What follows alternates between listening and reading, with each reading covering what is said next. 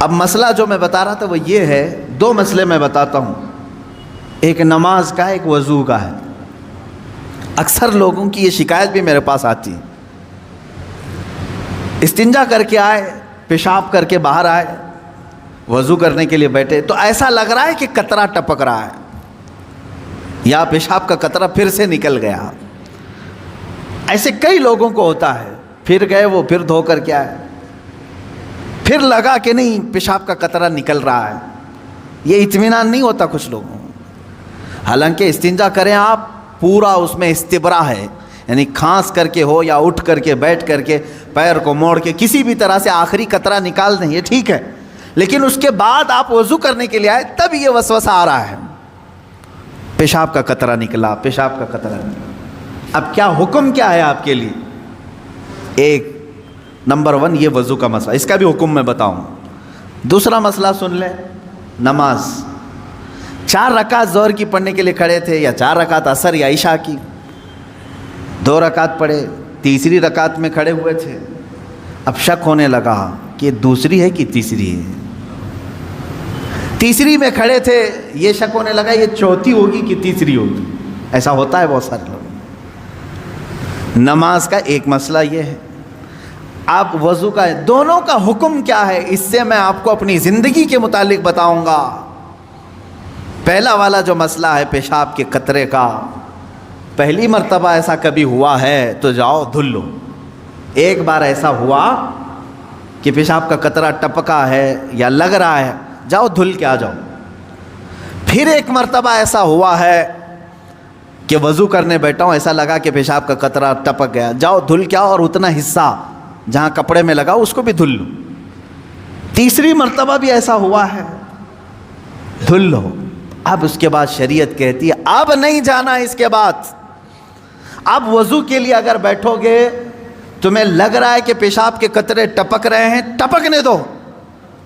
تم پانی لے لو ایک چلو میں اور اس جگہ پر چھڑک دو پانی وہاں پر اس کپڑے کے اوپر چھڑک دو۔ کیوں؟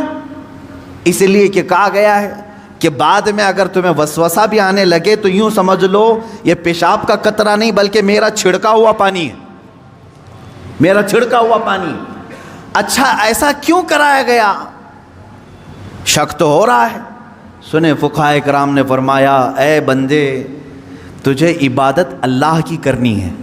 کس کی کرنی ہے؟ اللہ کو راضی کرنا ہے۔ اور یہ جو وسوسے آ رہے ہیں تجھے، یہ شیطان کے ہیں۔ اگر تو بار بار اٹھ کر کے دھونے کے لیے چلا جائے گا تو بات یہ ہوگی کہ تو شیطان کی پیروی کر رہا ہے اللہ کو چھوڑ کر کے۔ یہاں شریعت نے یہاں تک کہا کہ شیطان کی پیروی ہو جائے گی اگر کثرت سے تو کرنے لگ گیا۔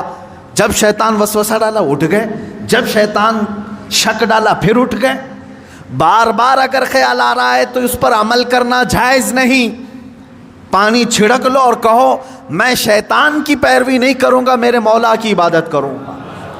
دوسرا مسئلہ نماز کا کہ جس میں اگر 3 میں 4 میں شک ہو، ایک بار ہو گیا تو چلو دوہرا لو، 2 بار ہو گیا تو چلو ٹھیک ہے، جتنا یقین ہے اس کے آگے کی رکعتیں پڑھ لو۔ اب اگر بار بار ایسا شک ہوتا ہے تو فرمایا گیا اپنی نماز ویسی ہی کمپلیٹ کرو، اس لیے کہ یہ شیطان تمہیں وسوسے ڈال رہا ہے۔ اگر تم اس کے وسوسوں کی طرف جاؤ گے تو یہاں ہوگا یہ کہ تم شیطان کی پیروی میں لگ گئے۔ حقیقت میں نماز تو رحمان کی عبادت ہے۔ آپ سمجھ رہے ہیں؟ یہ 2 مسئلوں سے میں تمہیں بتاؤں گا میرے عزیزو، پوری زندگی بھر شیطان اسی طرح سے کرتا ہے، تمہیں اپنے اصلی مقصد سے ڈائیورٹ کر کے کسی عام فضول چیز میں لگا دیتا ہے، فضول چیز میں لگا دیتا ہے۔ اسی لیے اب جیسے کسی نے اپنے پورے گھر کی فکر میں، اپنی جائیداد کی فکر میں پوری زندگی ختم کر دی، اسے معلوم ہی نہیں کتنے دن رہنے والا تھا، کتنی عمارتیں بنا رہا ہے، کتنی چھتیں قائم کرے گا۔ اے بندے تیری زندگی لمبی سے لمبی جاتی تو 70-80 سال کی، تو بنا ہی رہا ہے 30-40 سال کی عمر میں، بچے ہیں تیرے پاس 25-30 سال، ان 25-30 سالوں کے لیے تو نے اپنی پوری زندگی جھونک دی، صحت و طبیعت سب برباد کر ڈالی۔ لیکن جہاں 100 سال سونا ہے کہ 200 سال کہ 500 سال کہ 1000 سال، ہمیں معلوم نہیں قبرستان میں کتنا سونا ہے، وہاں کے لیے بندہ ایک رات کی بھی عبادت کرنے کو تیار نہیں، ایک تسبیح گھمانے کو بھی تیار نہیں، وہاں کی عمارت تیار کرنے کو بندہ تیار نہیں۔ یہ شیطان ڈائیورٹ کر چکا ہے تمہیں، تمہاری اصلی منزل تو وہ تھی، تمہیں لگا دیا کسی اور کام میں، تمہیں لگا دیا کسی اور کام میں۔ عزیزان گرامی، اسی لیے تو شاعر نے کہا تھا، آگاہ اپنی موت سے کوئی بشر نہیں، سامان 100 برس کا ہے پل کی خبر نہیں، 100 برس کے پلان ہے پل کی خبر نہیں۔ تو شیطان اس طرح سے جو ہر زندگی میں ڈائیورٹ کرتا ہے۔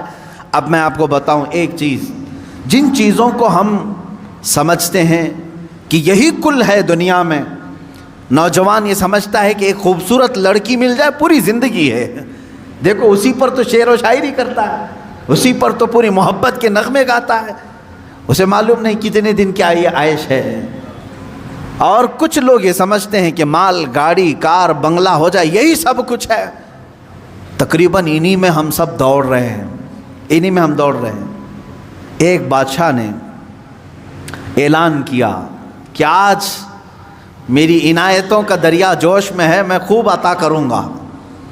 لوگوں کو بلایا، ایک کوئی بندہ ایسا آ جائے جس کے لیے میں کہتا ہوں اپنے ہاتھ میں ایک چھڑی لے لے، لکڑی لے لے، اور وہ زمین پر دائرہ کھینچتا جائے صبح فجر کے بعد۔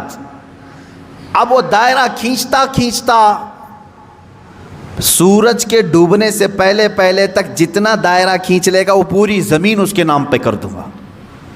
دن بھر میں آپ کتنے ایکڑ کھینچ لیں گے؟ اگر فری میں مل رہا ہے تو کون چھوڑے گا؟ دائرہ کھینچنے کے لیے کہا کہ جو لکیر سے سرکل بنا لے، جتنا بنا لے گا، لیکن ٹائم ہے سورج ڈوبنے سے پہلے پہلے تک۔ اس میں سے ایک وزیر یا ایک سپاہی آگے آیا اور اس نے اپنے ہاتھ میں چھڑی لے لی، بادشاہ سلامت مجھے اجازت دے دے۔ اور بادشاہ نے کہا کہ اگر سورج ڈوب گیا تو پھر ایک بالشت زمین بھی نہیں دی جائے گی، یعنی 1 فٹ زمین بھی نہیں دی جائے گی۔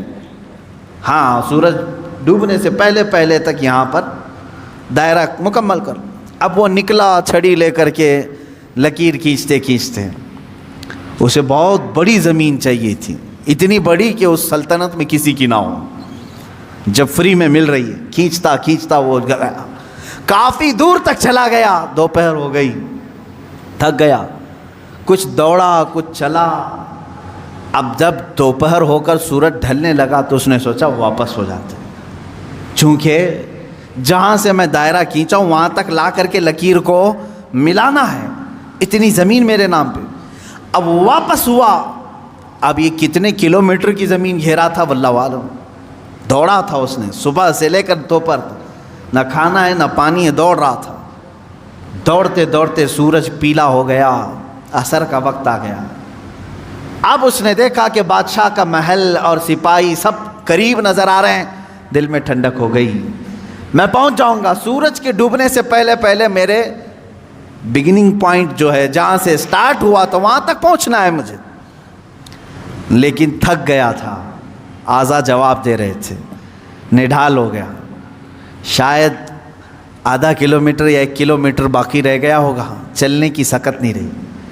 لیکن باہر سے وہاں سے لوگ آوازیں دے رہے تھے، بہت لمبی زمین تو نے گھیرا ہے، اتنی بڑی زمین کسی کو نہیں ملے سلطنت میں، آ جا دوڑتے ہوئے۔ کچھ لوگوں نے ہمت دکھائی، حوصلہ دلایا، دوڑا اور تیزی سے دوڑا، پھر دوڑا، سورج ڈوبنے کے بالکل پاس میں آ گیا، سورج غروب ہونے کے لیے بس آدھا سورج اندر جا چکا تھا، اور اس کا پوائنٹ جہاں سے شروع کیا تھا وہ بھی قریب نظر آ رہا تھا، وہ بھی قریب نظر آ رہا تھا۔ دوڑا اور دوڑا، یہاں تک کہ اپنے اس پوائنٹ کے بالکل پاس میں پہنچا، لیکن سورج ڈوبا۔ کتنا باقی تھا؟ سورج ڈوبنے سے پہلے پہلے وہ اپنے پوائنٹ پہ پہنچ گیا، اس طرح کہ پیر اس کے ایک طرف، ہاتھ اس کے اس طرف، سو کر کے اس نے اپنی لکڑی آگے کی، پوائنٹ پر پہنچ گیا۔ اس کے بعد سورج ڈوب گیا، اب اس کی ہو گئی زمین، جتنا صبح سے لے کر دوڑا تھا اس کی ہو گئی زمین۔ لیکن جب قریب میں آئے اٹھانے کی کوشش کی تو اس کا انتقال ہو چکا تھا. دن بھر ایسا دوڑا تھا کہ روح نکل گئی، اسی طرح پڑا تھا. اس کے پیر اور اس کے ہاتھ، اس کا ہاتھ کی موجود لکڑی اس پوائنٹ تک پہنچی ہوئی تھی اور وہ وہاں مرا ہوا پڑا تھا، روح نکل چکی تھی. بادشاہ آیا، وزیروں کو کہا اٹھاؤ، اس کی قبر یہیں بنائی جائے گی جہاں یہ انتقال کیا ہے. اس کی قبر وہیں کھودی گئی. کتنے فٹ کا رہا ہوگا؟ 6 فٹ کا رہا ہوگا، جتنا بھی رہا ہوگا. قبر اس کی بنائی. بادشاہ نے ایک بہت تاریخی جملہ اس کی قبر پر لکھا، کہا کہ اس کو ضرورت صرف 6 فٹ کی تھی، دوڑا پورے دن بھر، اس کو اتنی ضرورت تھی اور دوڑا اتنا کہ اپنی موت کے منہ میں چلا گیا، موت کے منہ میں چلا گیا. یہی ہماری زندگی ہے آج، تقریباً اسی کی طرح ہم بھی کر رہے ہیں.